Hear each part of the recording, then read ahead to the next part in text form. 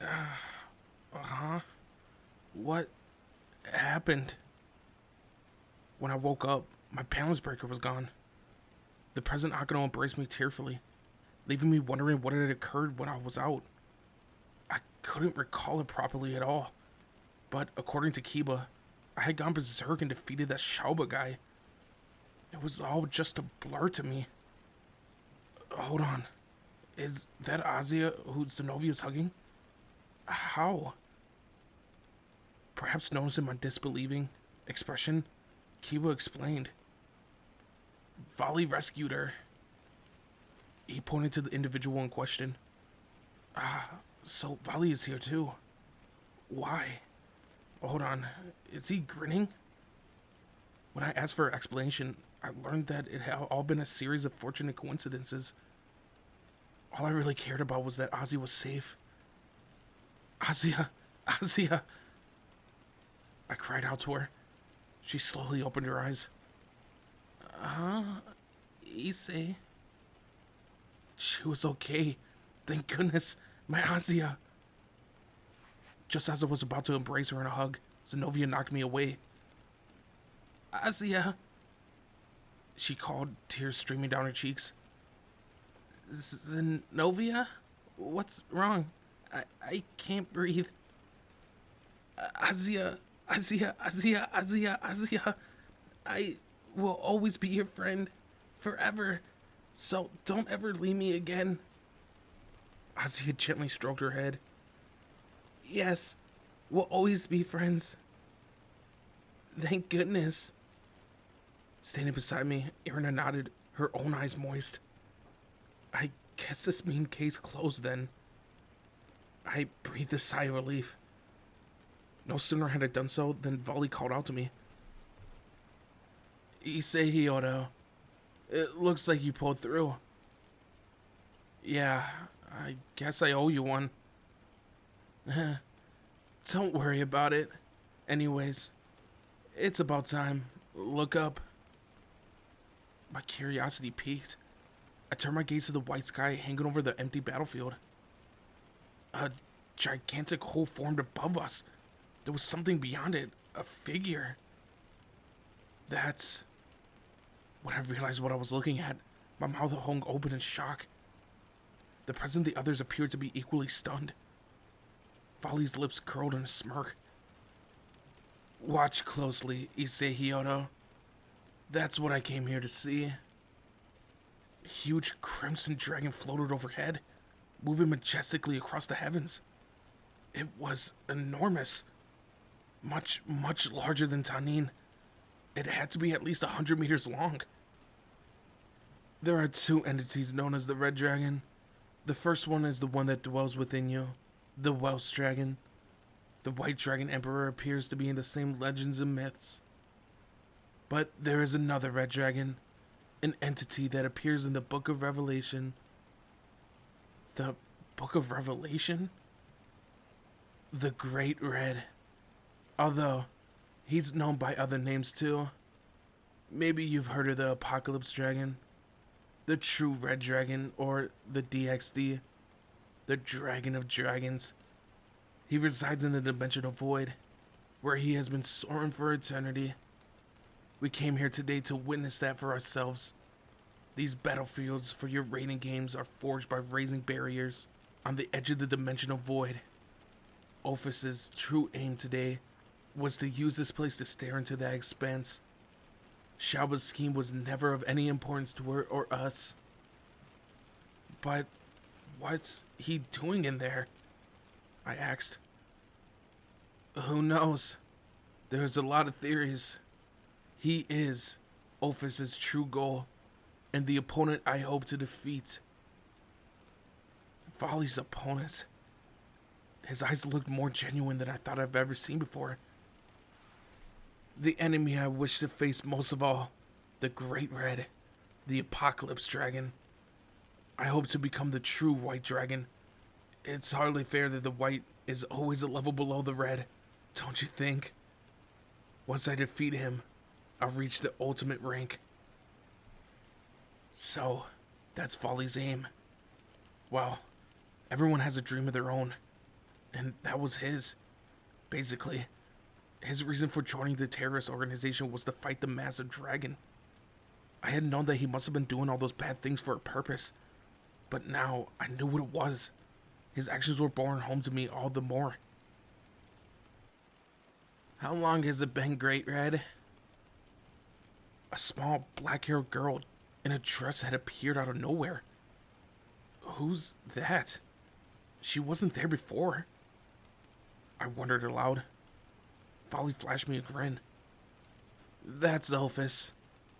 The Ouroboros. The head of the Chaos Brigade. Seriously? She's the head honcho? What's she doing here herself? Please don't say she wants to fight me. The girl, Elphys, lifted her hand into the air, pointing towards the Great Red with a finger gun gesture. I shall take that silence for my own, one of these days. Wings flapped. Something came slamming into the ground. What now? I thought. Fortunately, I recognized these latest arrivals. It was Azazel and Tanin. Teach, Tanin! Issei. You're back to normal now. I was afraid to see what you might end up doing, but I always suspected that song and the thought of breasts would be enough to cancel out your Juggernaut drive. It was boobs that helped you unlock your balance breaker after all. Jeez, you're as predictable as they come. I guess this makes running that little tune worth it, huh? Said Azazel. That theme had basically been the stuff of my dreams, but I couldn't deny that it was awful. Just so you know, that was Sir Zek's idea. He and Seraphal were so excited about it that they even came up with the score choreography themselves. I was taken aback to learn that it had been a joint production between the leaders of Demonkind and Fallen Angels. Tanin seemed to find it just as amusing as I did. As expected of our breast-loving Red Dragon Emperor. And would you look at that? I guess this is what happens when you chase after Elphys. Both Azazel and Tanin were gazing up at the Great Red. It certainly brings back memories. The Great Red. The latter remarked. Have you fought him before or something? Azazel asked Tanin. The dragon, however, shook his head. No. He never spared me as much of a second thought. Not even Tanin stands a chance against that Great Red. Just how powerful is he? It's been a while, Azazel. Folly called. I'm guessing you beat Cursory Osmodius, then? Sir Zex was the one who dealt with the old Osmodius. Once the great leaders were taken care of, their subordinates were quick to flee. I heard that Issei eliminated Shalba Beelzebub with the Juggernaut drive. My brother? The press questioned. Once the barrier was down, he went back to the viewing lounge. Azazel replied before turning to the small girl-like figure, still loitering nearby. Elphys, the followers of the old demon regime have all either surrendered or been defeated. Now that their bosses are gone, they're essentially finished as a unified faction. Yes, I've supposed as much already.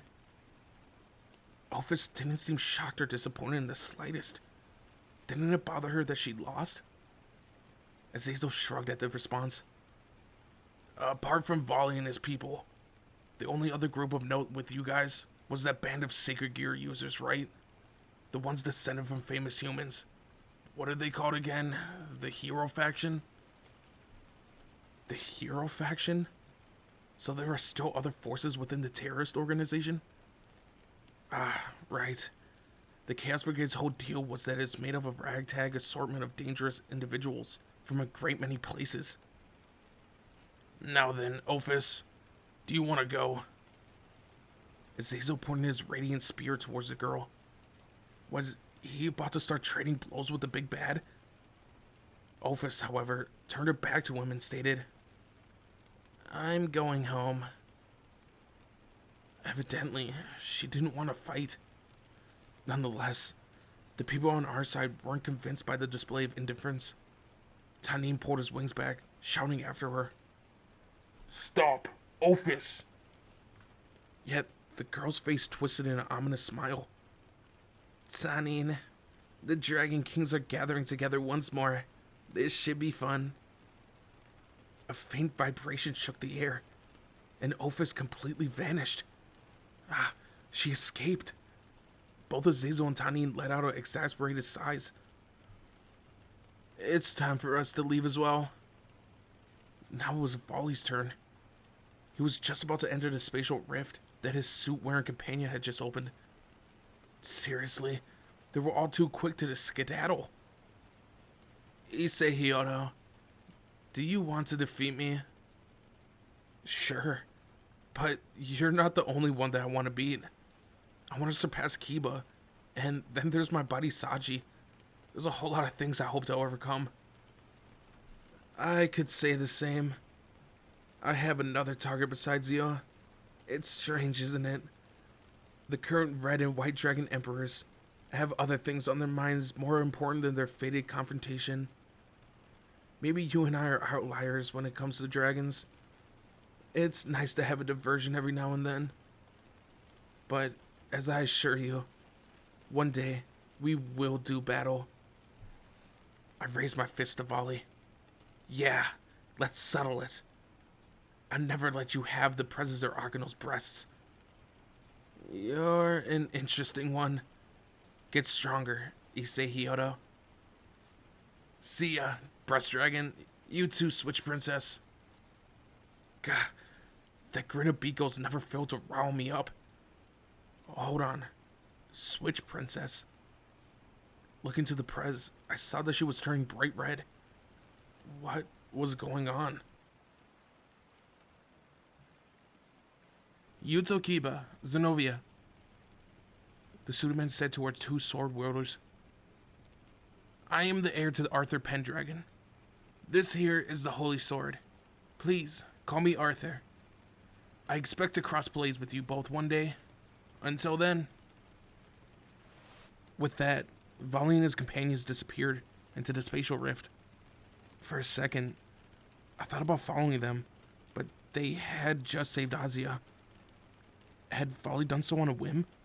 I had no way of knowing. In any event, I had no desire to fight him. One day I would.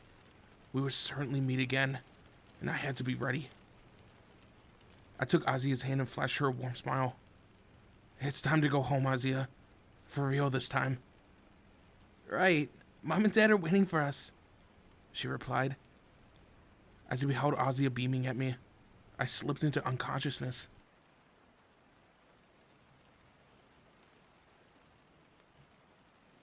Volley, I've heard from the bosses that Shalbajerk was near death, but it looks like he's gonna pull through. I see. He's always been hasty. Everything's do or die with him. Just like our ancestors, chased into exile by the current demon government, always trying to rush things.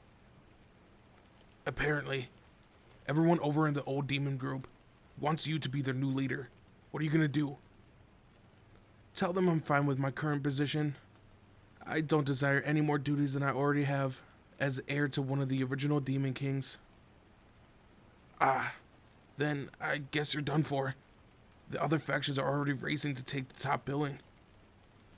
Katara, Cursory, Shalba, they all sought more than they could ever hope to manage. If you're going to adopt the title of a former Demon King, you need to act with dignity and pride that it commands. So, why did you help the Red Dragon Emperor and that healer girl of his? That wasn't like you. I was bored, that's all.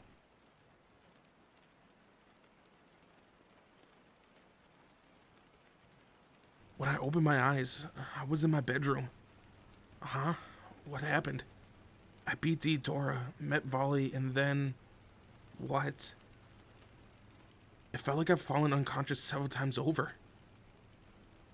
Are you awake? I turned my head to the sound of that voice, and found the silver-haired maid Greyfield watching over me. A crimson-haired boy was standing beside her, Millicus. He was staring my way. Issei's eyes opened, Mom. Master Milikis, what have I told you about calling me that in front of others? If you say so. When I sat up, Grayfear passed me a glass of water. Ah, thanks. As I sipped the drink, Grayfear activated some kind of holographic device. Huh? What now? A three-dimensional projection of a man appeared above it. Sir Zax. He was dressed in unusually casual clothing. Had he sneaked out somewhere? Ah, Issei, you're finally awake. Yeah. Good work. I know it was hard, but thanks to you and Riaz, we managed to contain the followers of the old demon regime for the time being. According to Zax, I had slipped into a coma of sorts after the battle and hadn't woken up for several days. My Juggernaut drive must have taken a considerable toll on my body. Apparently, I couldn't freely adopt a bestial form whenever I wanted, but frankly, that sounded like it was for the best. Azazel spoke to Drake a few times while you were sleeping. It sounded like your anger exploded past a certain tipping point when you thought you had lost Azia, releasing the seal power within you. So, that was it. It was my uncontrollable fury that triggered the transformation. Wait, Drake was still able to communicate while I was asleep, was he? In that state, your powers could even surpass those of God or us Demon Kings, albeit temporarily. But entering that state reduces your lifespan considerably. You should refrain from using it again. Your death would cause a great deal of sorrow. My sister would certainly be crushed. Yeah, I understand. I couldn't remember exactly what I had transformed into, but I certainly didn't want to go through that again. There would be no point to anything if I died. Maybe I had gone berserk because I thought Ozzy was dead, but even so, I didn't want to experience that again. So Zax also informed me that the followers of the old demon regime and the Chaos Brigade had fallen into disarray after losing their leaders. Folly, despite himself being descended from one of the former Demon Kings, had apparently expressed no interest in accepting their offer of leadership. According to Zax, they were essentially finished as a meaningful fighting force. The surviving remnants had either surrendered or fled deep into the darkness. The Astaroth family had lost all credibility now that Theodora's action had come to light. The fact that their next heir had been secretly aligned with the Chaos Brigade hung heavily on their name, and the present head of the family had been forced to relinquish his title and authority. For the time being, the House of Astros has similarly lost all of their right to have any of its members be considered for future Demon Kings. The current Beelzebub hadn't escaped being held at least partially responsible either. However, it sounded like he'd been part of the group that had been attacked by the Chaos Brigade, and had fought the terrorist group alongside the other 3 Demon Kings. On top of that, the other Demon Kings had thrown all their support behind him, so cries for him to take responsibility for actions of his family had been subsided somewhat. Losing a Juka Beelzebub right now would be a bitter blow for all demons at the present. His technical mastery is vital for our future programs.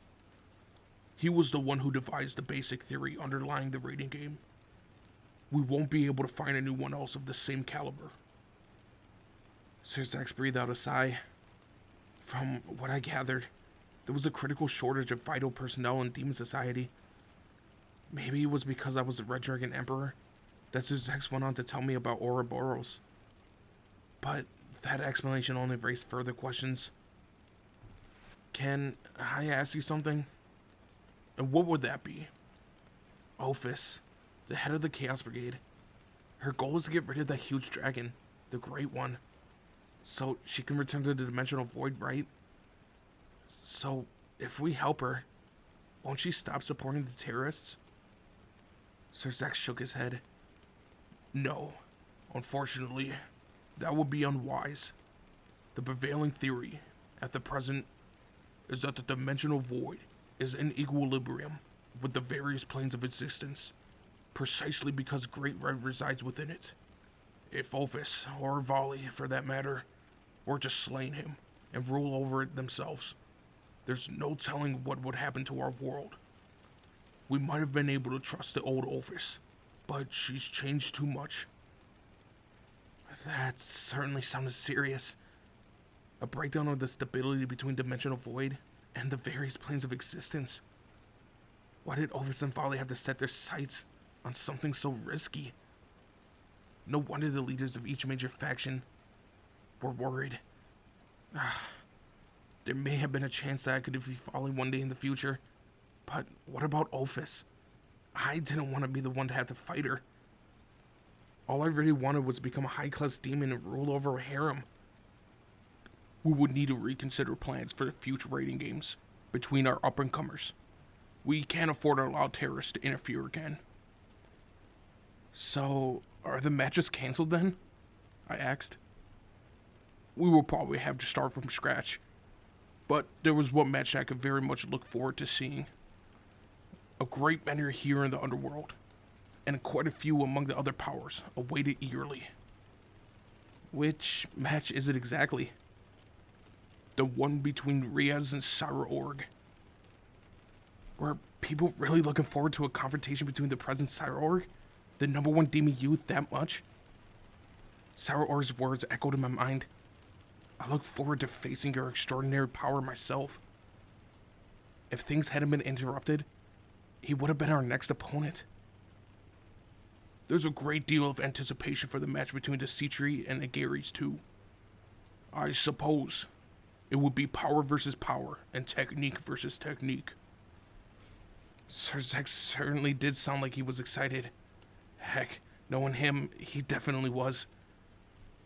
In any event, we've asked you all to wait until we weigh the situation and decide how best to proceed. Undoubtedly, the higher-ups did need a bit of time to sort things out, given that they had just suffered another terrorist attack. If they weren't careful, public opinion in the underworld might oppose holding another raiding game at all.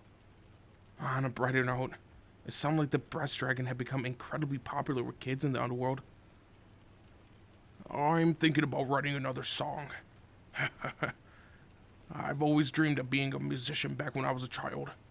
You don't know how happy I am that I've been able to make my dream come true. Sir Zach's eyes were positively sparkling. Evidently, he poured his passion into that work. Suddenly, his tone turned serious. You're amazing, Issei. I am? Yes. Children are the smallest demographic among viewers of the raiding game. Strictly speaking, viewers of their age are practically non-existent.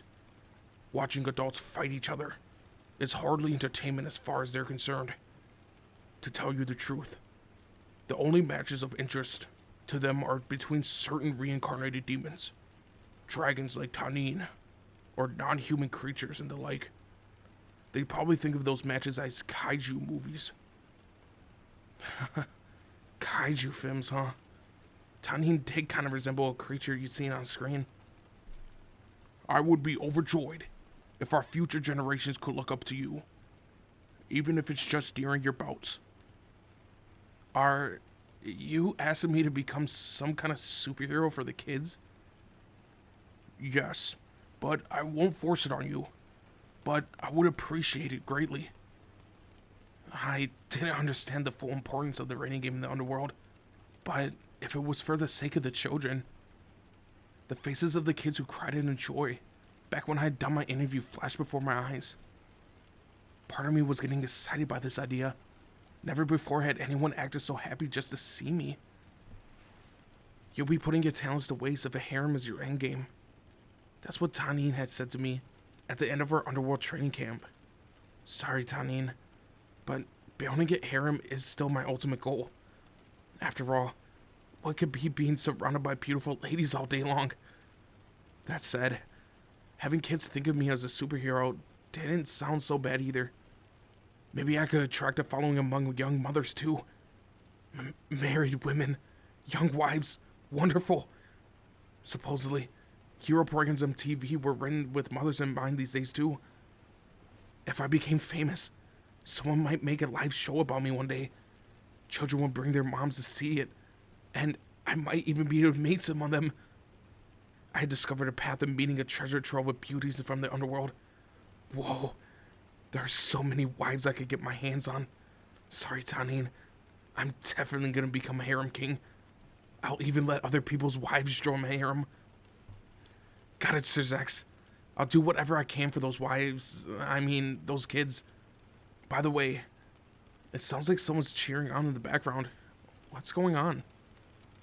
I've been wondering about what that noise was for a while now. Oh, right. Today is Cool Academy Sports Festival. I've come to see my little sister shine. What? I quickly glanced at my calendar and clock to double check. Today really was the sports festival. I had slept in late and almost missed it. Gravia, open a magic circle and bring Issei here to the academy if you would. Very well. After thanking Sir Zex, I hurried off to get changed. I couldn't afford to miss taking part of the three-legged race with Azia.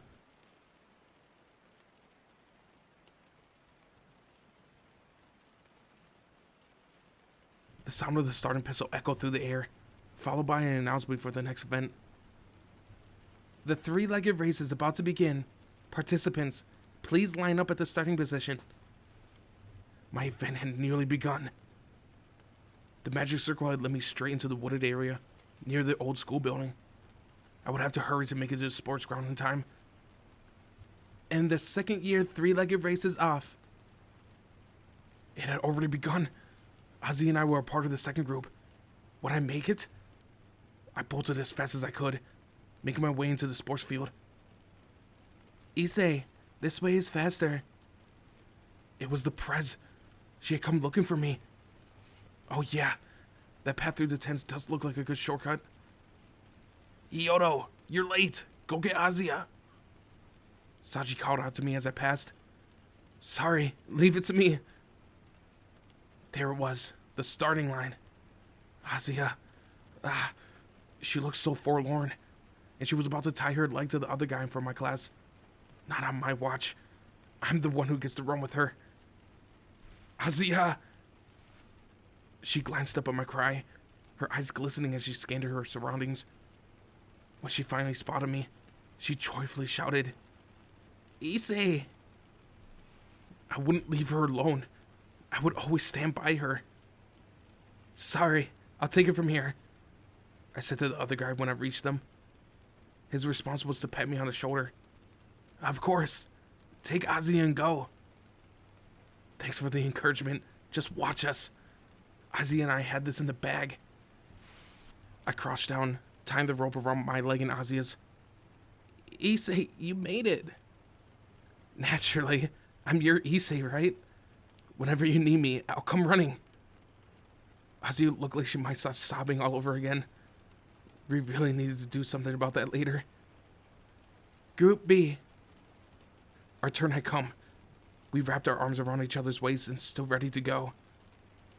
The starting gun sounded. Let's go, Azia. Okay. From the very first step, we were in sync, picking up considerable speed.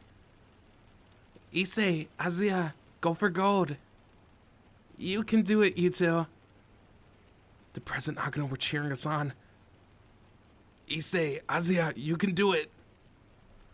Go, Issei, Azia.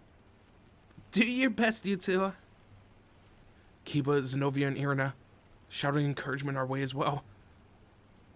Issei, Azia. Casper called out to us in a loud voice. You can do it. Even Konako was excited. I won't let you take off if you drop the ball here. As Zazel said, Teach, you can count on us. You came, Issei. Don't worry, I'll get the best part on film. Issei, Azia, we believe in you both. Dad, Mom, watch as your son and daughter snatch victory.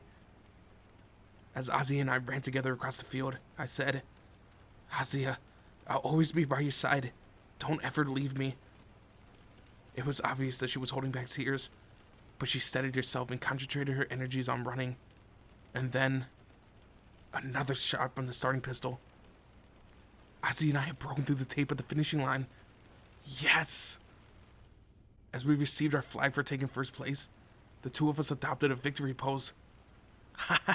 See that, everyone? See how fast Ozzy and I are together? We did it! We did it, Azia! Yeah, we won, Issei. We grasped each other's hands in joy. See that?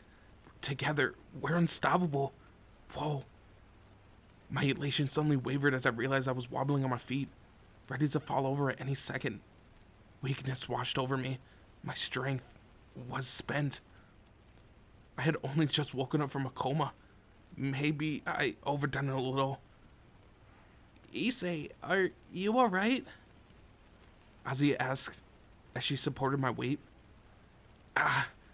Perhaps I got a little too excited. Issei, Azia. The press approached, pointing at the gymnasium with a smile. Azia, there's no one looking behind the gym, so go use your sacred gear and heal Issei if you would. Right. Sorry, Prez. I felt pathetic. I was supposed to have built a considerable endurance, and here I was about to faceplant. Azia lent me his shoulder as we walked past the Prez when... Go for it, Azia. Uh-huh. Azia's face flushed bright red for some reason. Once we were out of sight behind the gymnasium, Azia set about healing me. Nothing beat that warm green glow that seeped through the body. Once I felt a little stronger, I rose to my feet and flexed my arms a little. Alright, I should be fine for the rest of the day now. Issei, Azia began. I turned around. Huh?